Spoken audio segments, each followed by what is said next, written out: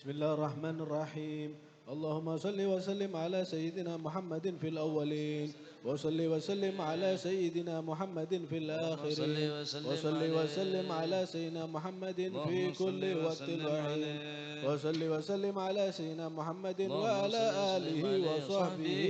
أجمعين. ولما نظم الفكر من دار أوصاف المحمدية وقودا توجهت إلى الله متوسلا بسيدي وحبيبي محمد صلى الله عليه وسلم أن يجعل سعي فيه مشكورا وفعلي فيه محمودا، وأن يكتب عملي في الأعمال المقبولة وتوجهي في التوجهات الخالصة والصلات الموصولة. اللهم يا من إليه تتوجه الآمال فتعود ظافرا، وعلى باب عزته تحت الرحال فتغشاها منه الفيوضات الغامرة. نتوجه إليك بأشرف الوسائل لديك سيد المرسلين عبدك الصادق الأمين سيدنا محمد الذي عمت رسالته العالمين، أن تصلي وتسلم على تلك الذات الكاملة مستودع أمانتك وحفيظ سرك وحامل راية دعوتك الشاملة،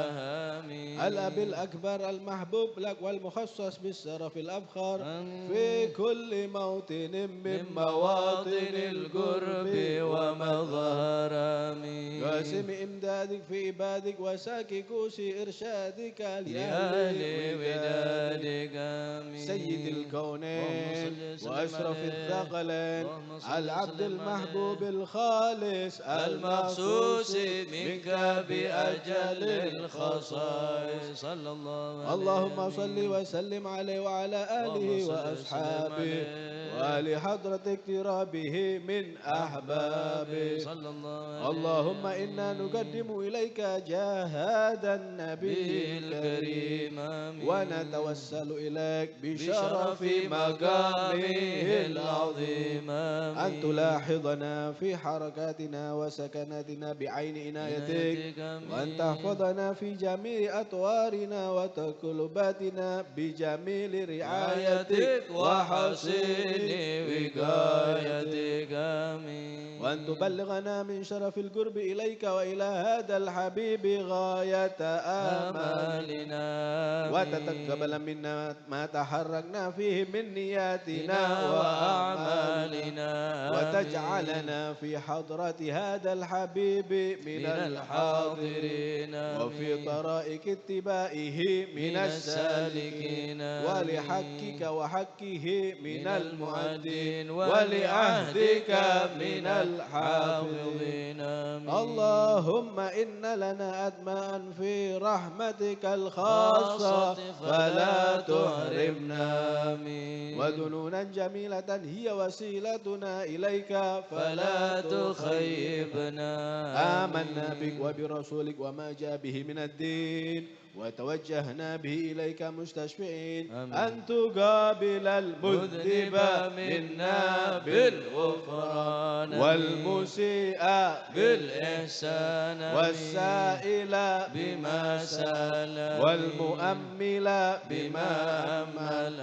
وأن تجعلنا ممن نصر هذا الحبيب ووازر ووالاه وظاهر،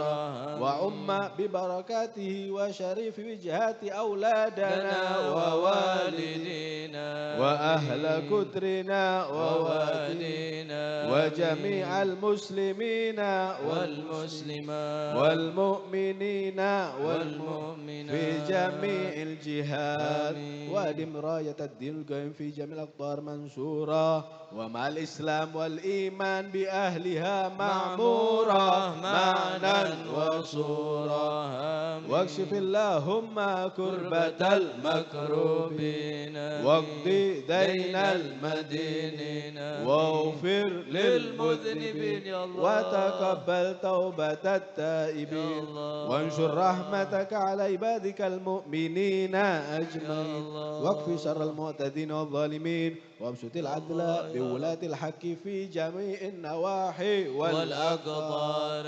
وأيدهم بتأييد من عندك ونسر على المعاندين من المنافقين والكفار واجعلنا يا رب في الحصن الحصين من جميع البلايا واجعلنا يا رب في الحصن الحصين من جميع البلايا واجعلنا يا رب في الحصن الحصين من جميع البلايا وفي الحرز المكين من الذنوب والخطايا وأدمنا في العمل بطاعتك والصدق في خدمتك قائمين وإذا توفيتنا فتوفنا مسلمين مؤمنين واختم لنا منك بخير أجمعين وصل وسلم على هذا الحبيب المحبوب للأجسام والأرواح والقلوب وعلى آله وصحبه ومن إليه منسوب